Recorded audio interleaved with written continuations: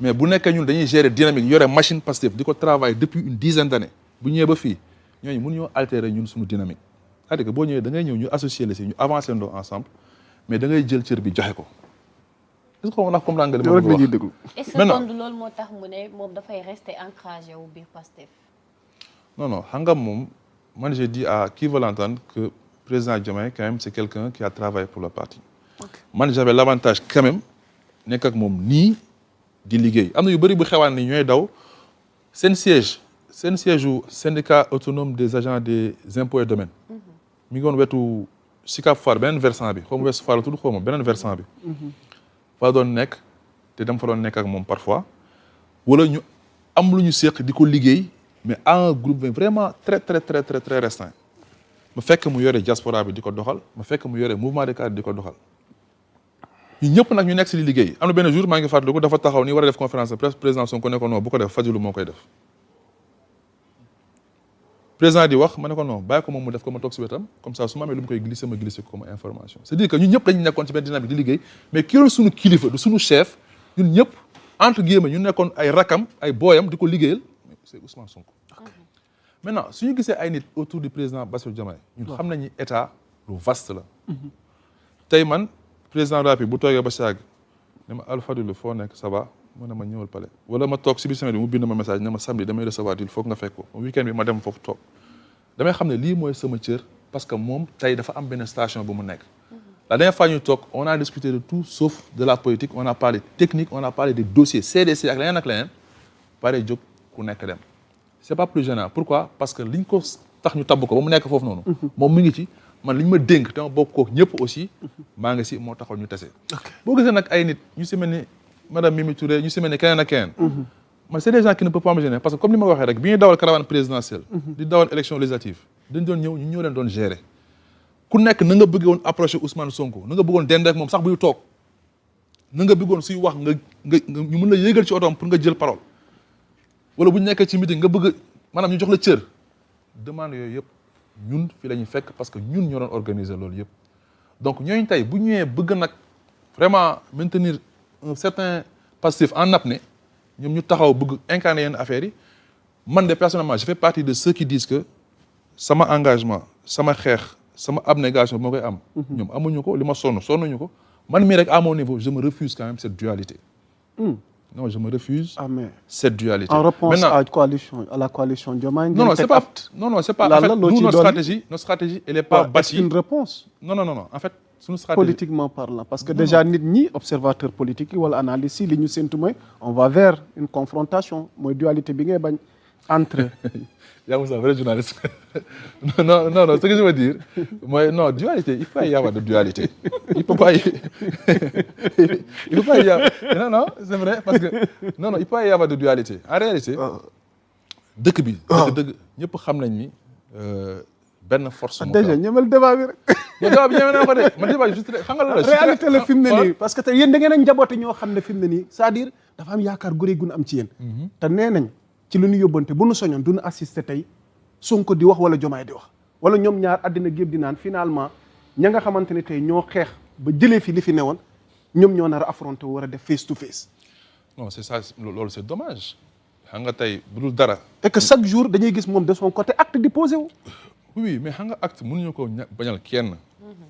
c'est-à-dire que bu ñu xëyoon benn jour Ousmane Sonko ci boppam ne ñëw man daal parce que bi ñu doon wax gëmuma ko. man xam nga souveraineté gëmuma ko dañu war a def li jaxasewaat remettre en cause lépp mais duñ ko topp de je crois que Ousmane Sonko ci boppam xam na ne su boobaa ñun duñ ko topp moo tax ma ne képp kenn ku mu mën di nekk ku nekk suñu biir xëy bëgg a altérer li nga xamante ne moo taxoon ñu doon xeex xamal ne gars yi duñ la topp mais nag bu ñu nekkee ay frères bu ñu nekkee ay sénégalais bon temps àndandoo di xeex dundandoo ay jafe-jafe jaarandoo si ay métit am lu ñu gëm ba askan bi yëpp fekk ñu si day triste nga gis kenn koo xamante ne mi ngi dévier day triste nga gis koo xamante ne lii muy jëm nii bu si jëmee baaxul pour moom te baaxul pour avenir politique am te mën na ko compromettre loolu bëri te histoire mi ngi fi un jour viendra suñu postes yi on les aura plus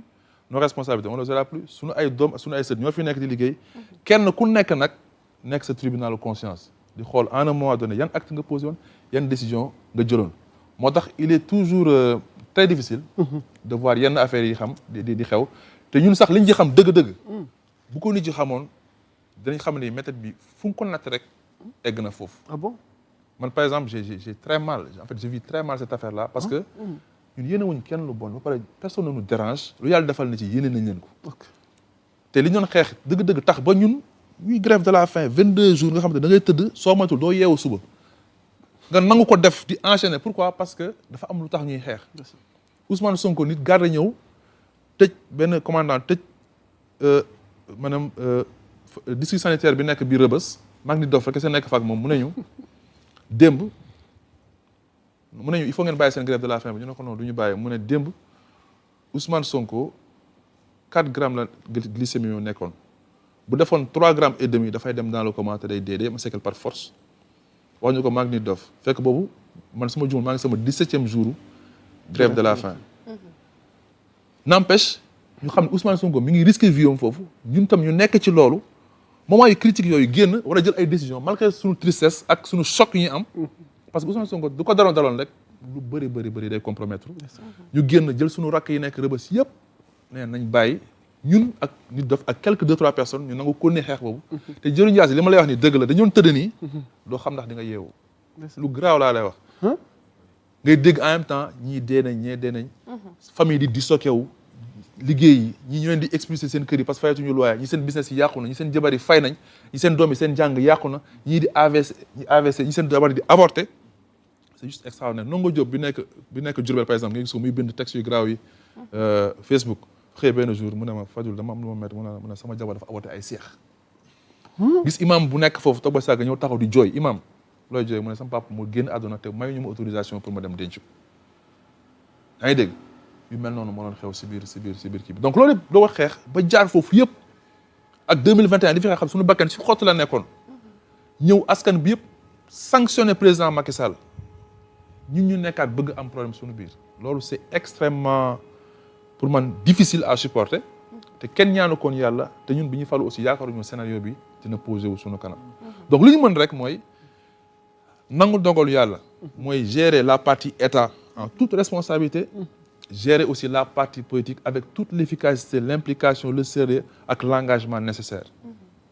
moo tax j'en profite pour appeler les gens nemmeeku tour bi ñu jëm dañ ko préparer bu baax a baax non incha allah bien sûr loolu ñu siy liggéey bu baax a baax te format bi du duroog format yële te président Ousmane Sonko bu dogu kese pour def benn mbir dëgg waaw maanaam nit ñi dañ servi incha allah ils seront servis incha allah. d'accord alors dañuy descendi ak yow ba tey parce que foog ñu avancer ci beneen point bi donc waxoon nañ ni le premier ministre Ousmane Sonko defoon na sortie par rapport ak la renégociation des contrats et des conventions et tey bëgg nañ xam aussi différents secteurs stratégiques la wax donc sûrement yow dañ la dénk loo xamante ni mun nañu wax ne implication direction daf ciy bokk. parce que lu jëm ci wàllu CDC ñàkkul ne peut-être am na ci loo xamante ni ci seen côté yéen seen secteur